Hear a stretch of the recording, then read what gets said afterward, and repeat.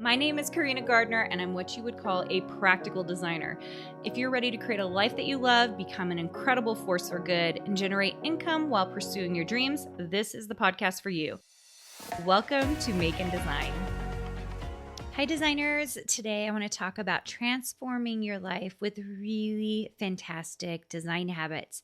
Now, these are three you may or may not have heard before. They're very specific. So if you have been wanting to get into some really great design habits, yes, even right before Christmas, especially as we're thinking about New Year, this is the time to really start digging into these. So I am not going to hold back. We're going to start here with number one. And the number one thing you can do, I think, in having a great design habit is to know what you are going to design before you sit down to design it. Now, how do you do this? For me, the night before, I always write a list of everything I'm going to do, and I do it by time period. So actually, I'm looking at my page right now. It says 8 a.m., write chapter 5. Okay, so like I know I was writing chapter 5 today of my book or whatever. At 10 o'clock, I have videos that need to be made of me on my silhouette and working and all of that for videos that are coming out. So I have a list of what I do, but it's not just a list. It is done and it's timed out. Okay, so I've planned it out so I know when I'm going to do all the things I'm going to do. So the night before, I know exactly what I'm going to design. So at 12 o'clock today, I was prepared to work on a series of fonts that I have been working on. Okay. So I knew exactly what I was creating. I wrote down, I am going to finish this font and then I'm going to create a brand new font that looks like X, Y, and Z. Okay. Other times I will put, I'm making 10 cards that are 3D in various themes. So I'll actually write out what I am going to create the day before. If you have been struggling with a blank screen and not knowing what to design, it's because you haven't thought about what you're going to design before you actually sat down. How many of you sit down at your desk or your table or wherever you're in front of your computer, you open up Illustrator and you sit there and just a blank screen. You're like, I don't even know what to make. It's because you didn't plan it out. So if you can start thinking about what you're going to design the next day, do you know what it does? You sleep on it. You start thinking about the things you're going to design and it comes to you and you've already got a myriad of ideas before you even go to sit down to design. That's what happens to me. Okay, so the number one thing I want you to think about doing is maybe writing down what you're going to be designing the day before. Number two. This one is a habit I have formed myself. My Design Suite members know I talk about this all the time.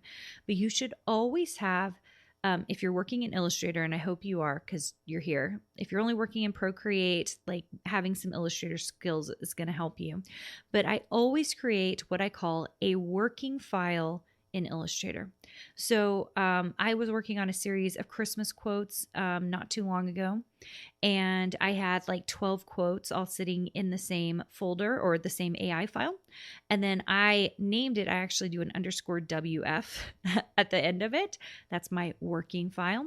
And I always know that that's my working file. Then I duplicate it over and I start working for the individual files that are going to end up in my zip file or, on a store or whatever, So the main thing I want to tell you is that you should always have an AI working file because if you do, when you go back to turn whatever that is that you made into something totally different. So for me, if I originally made it an SVG and a little bit later I'm turning it into a sticker sheet, then I have the ability to go back to the working file and grab the illustrations I need that I drew one time, right? I don't want to draw a million times the same thing.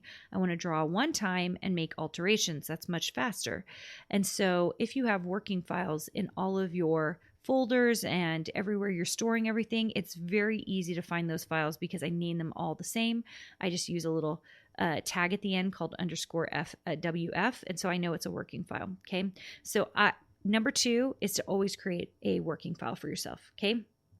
Number three, this great design habit has helped me a lot, and that is before you get started with a project, go ahead and choose your color palette and your fonts. And very often I will use the same color palette and the same fonts for months at a time. And then that way I'm not digging around looking for new fonts. I'm not digging around trying to add new colors, even though some new colors will occur. But I'm working off of a same palette so that I don't overthink and spend too much time in the early pre-design process. And instead, I kind of have those things already mapped out in my head. It makes it very easy to hop in and just start illustrating or designing something because I'm already pulling from palettes that I've used in the past. Okay. There are a lot of different ways you can do this. You can keep template files, you can keep swatch libraries, you can keep Illustrator files that you use this for. It doesn't really matter how you do it. At this point in time, I've been designing for so long that usually I have a set of fonts in my head. Like I can tell you what those fonts are. So I could literally just be like, I'm going to use this one, this one, this one, this one, and this one. And I know how they mesh together. Okay. And so because I know my fonts so well, because I spend so much time in them, it's very easy for me to just tell you exactly what I'm using. Same with color palettes at this point. I have some pretty clean color palettes in my head at this point, but that happens after, you guys, I'm about to hit 16 years in my design business, and I've been designing 5 or 6 years before that, because I was teaching at the University of Minnesota and the Arts Institute before that. So here's the thing. At the beginning, when you're just learning to design, it's not going to be all in your head. So you might need to spend an hour or two one day and come up with a color palette and a set of fonts that you're going to use for a lot of things that you're doing. It will evolve over time. It doesn't mean you have to stick to those things. You can add to them, you can take away from it. But it just keeps you from spending way too much time when you sit down to design, figuring out things that you probably should just know in your head, right? Like I know what fonts I'm going to use when I'm creating. So I love these 3 things. I think these are 3 habits you can absolutely form. A lot of them are pre-planning, and you can do it. It will make you so much faster. And when I say transform your life, I really mean transform your life. Because if you can be fast at design, then your hour per rate goes up, right? Your hourly rate goes up because you are you're working so fast. You know, so many times designers will ask me how long it takes me to make X, Y, and Z. And I'm like, oh, probably an hour to make 6 or 7 of those. And they're like, what? And I'm like, it's fast for me because I've been doing it for so long, and because I know where everything is, and because I have fonts in my head and I have colors in my head that I know I'm going to use. You are going to get to that place. The faster you get, the better you are going to be.